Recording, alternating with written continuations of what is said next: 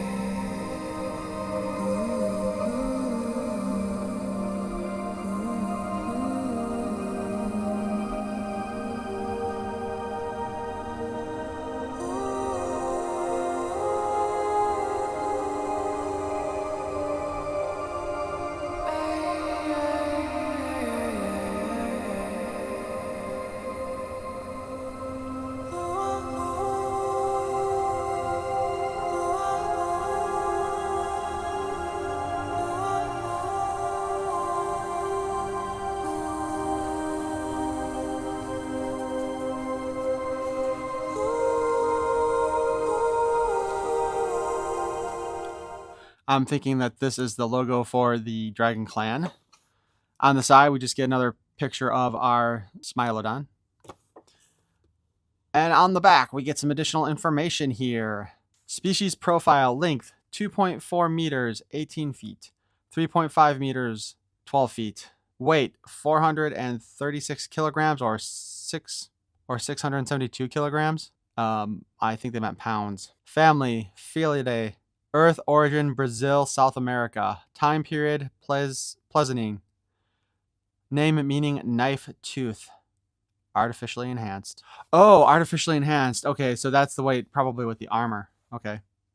Action figure features. 8 inches long, 21 points of articulation, 2 head options, each with interchangeable ears. Wow, that's interesting. 2 sets of paws, clawed and retracted. 2 neck fur options, long or short. So the thing with the Cyberzoic era is that you also get armor and a figure sold separately. The first wave released only has the beasts, and there's 4 of them. This is the first one that I am looking at. So I do not have the armor or the figure. We'll have to take a look at those separately when they come in. Bottom of the box is just some base information. No big deal. Top of the box is kind of pointless. But let's go ahead and see the best way to open this one up, shall we?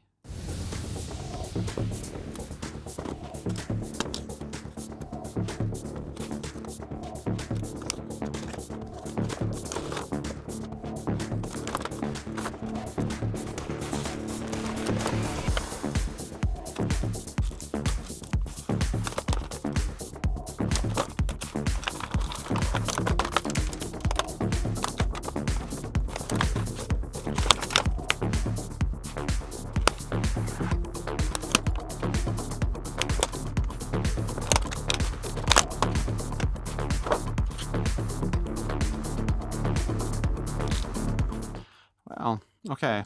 Ow. The jaws here are really tight. Ooh, hey. The mouth opens and closes on this head, so you kind of have a little bit of that. This one, it looks like practically unhinged. Again, these teeth are actually really sharp, and my fear is that they would break.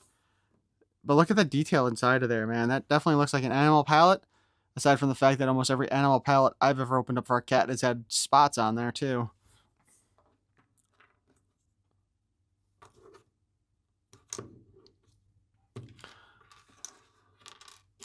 All right, we have our, I guess these would be the retracted paws. Or retracted claw paws. And these are the claws out.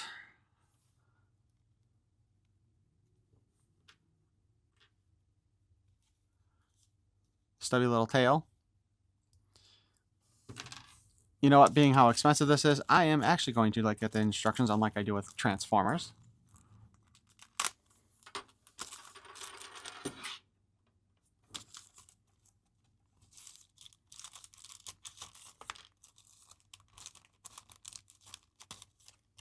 Plus we have a little collectible card here. Dear God. I just want to see if there's any tricks to removing parts before I try to do any of that stuff. Do not force stiff joints. Apply low heat for full movement as needed. Swap the paws on all 4 limbs, clawed and retracted. Pull down to detach, push to attach. Neck and fur parts can be swapped. Short fur recommended for more upward neck range. Swap the heads at the neck peg. Ears can be swapped between heads. Okay. Oh, those are 2 wildly different designs for ears there, too, aren't they? Shorter and longer. I know, he looks like he's got kind of a sad expression on his face to me. I don't know what you guys think. Let's talk about the articulation here.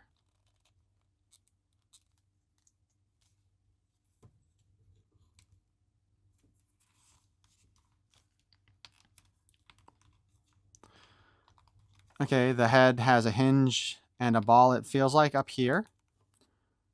Obviously, there's a ball joint. We get some range of motion moving the head up and down. We already talked about the jaw on this one opening and closing. Not true on the alternate head, which is definitely an attack head.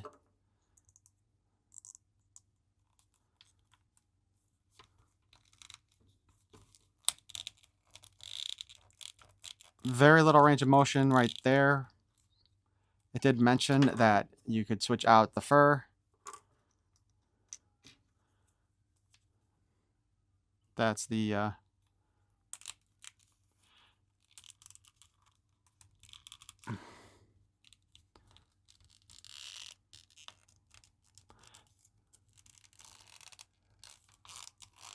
we do get some kind of twisting action here. I'm not sure why they thought that this would move more with the shorter hair, because looking at this joint, I mean, it does look like this would slide in there, but it doesn't seem like it actually has much there. So, okay, hold on. So it's really specifically designed.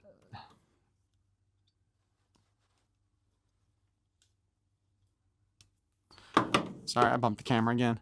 All right, so if we look at this, we push up and out.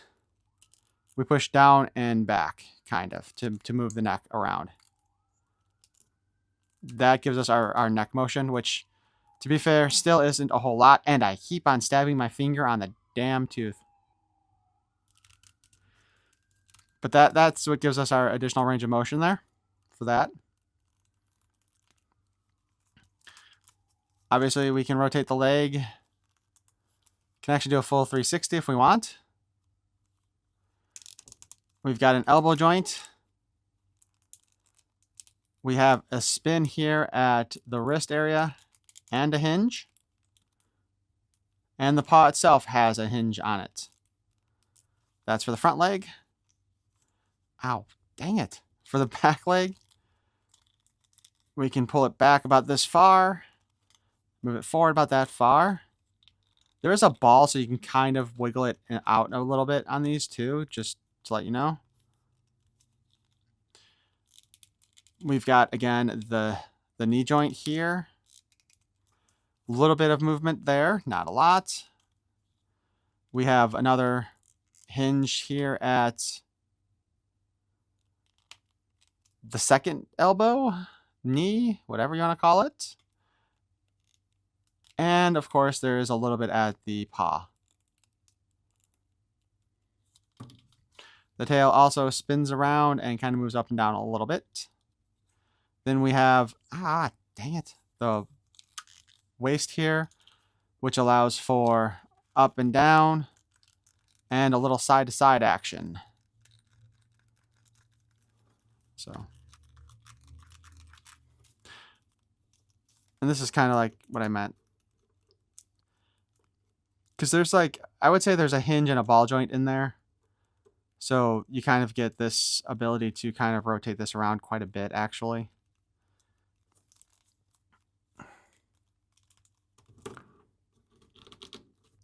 I'm going to add kind of a quick note here. As I've been messing with this to take the pictures and swap out the paws and stuff, the shoulders on the front, their joints have gotten really loose already. So that's kind of an issue in my opinion. So it seems like the more you mess with the figure, the looser the joints are going to get. So I just wanted to point that out right now. Let's go ahead and swap out the head.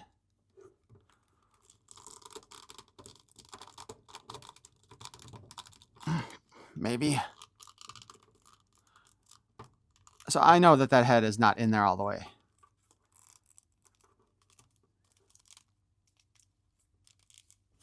So we got attack motion.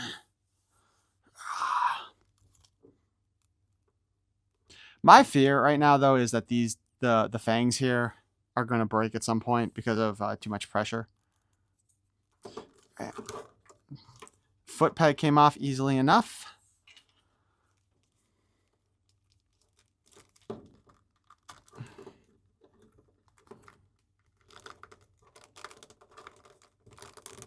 A little bit harder to get that in there, but we do retain our ability to move it.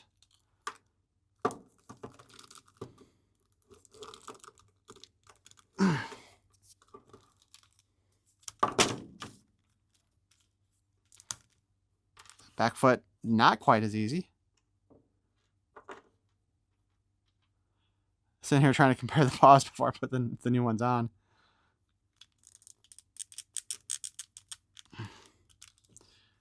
And there we go.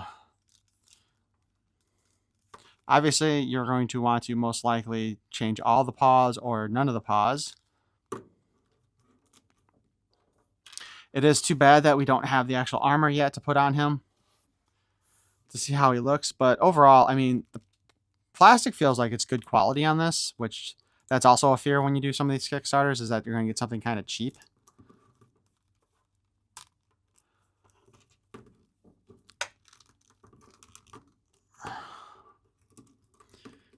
Posability is pretty good.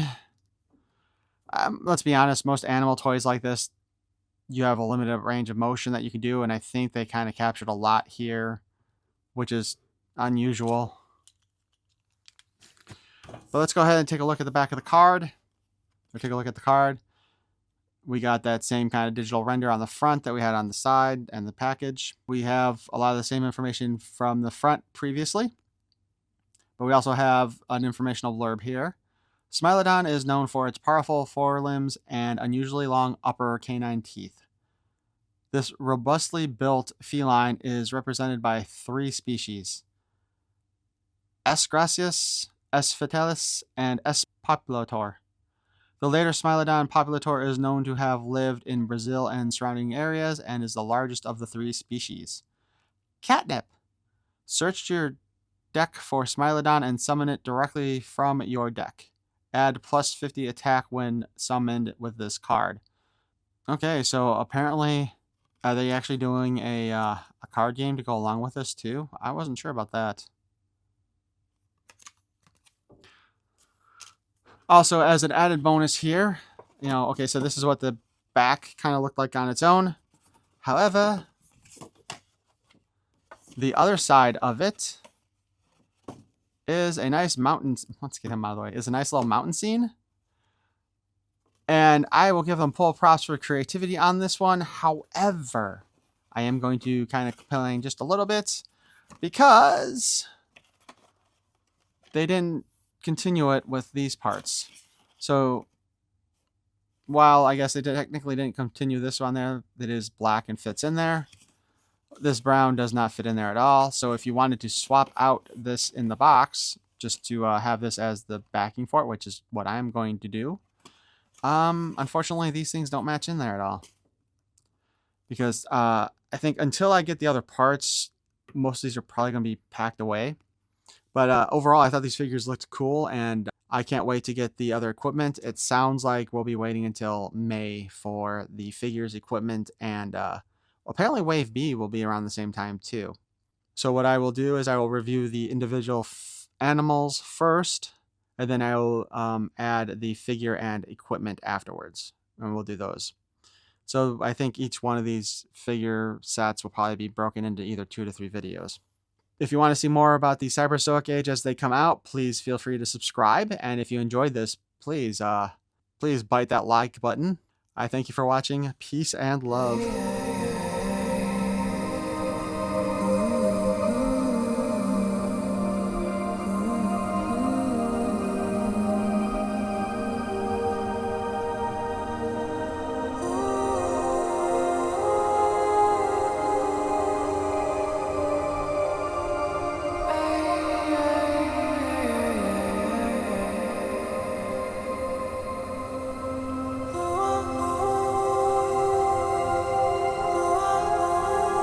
1/12 scale Smilodon populator.